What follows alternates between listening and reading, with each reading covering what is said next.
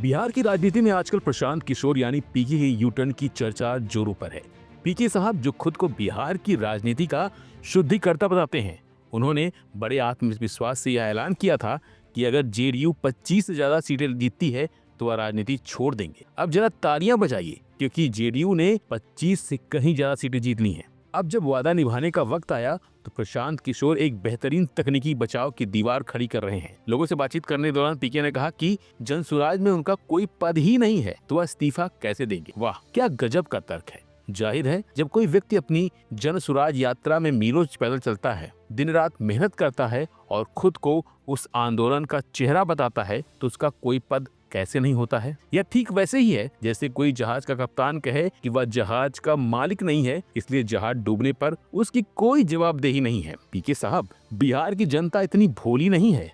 आपका जनसुराज एक तरह का राजनीतिक संगठन ही है जिसका चेहरा आप है, और अब आप कह रहे हैं कि आपका कोई पद ही नहीं है। दरअसल यह यूटर्न दिखाता है कि बिहार को बदलने का दावा करने वाले प्रशांत किशोर भी अंततः वही कर रहे हैं जो आम नेता करते हैं, वादे करो और वक्त आने पर मुकर जाओ। खैर, हम भी ये नहीं चाहते कि प्रशांत किशोर राजनीति छोड़ दें, हम बस उनके उस वादे की याद दिला रहे थे। हालांकि अब प्रशांत किशोर सीएम नीतीश कुमार पर बड़ा आरोप लगा रहे हैं। उनके मुताबिक उन्होंने अपनी योजनाओं के जरिए महिलाओं का वोट खरीदा है। आप खुद सुनिए प्रशांत किशोर क्या आरोप लगा रहे हैं। आपने कहा, हम पहली बात जो आप लोग कह रहे राजनीति से हम किस पद पे है कि इस्तीफा दे दें?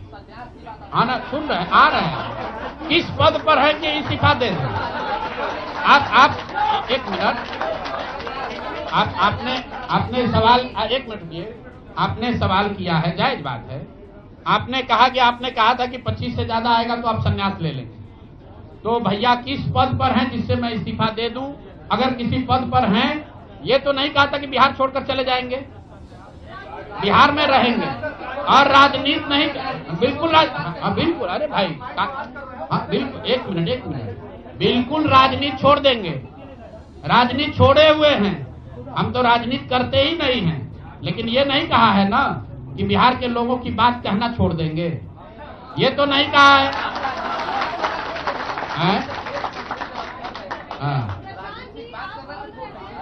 नहीं, आपने, ऐसा है, हमने कहा कि अगर 25 से ज्यादा सीट आएगा तो राजनीति छोड़ देंगे, बिल्कुल बात पर कायम है।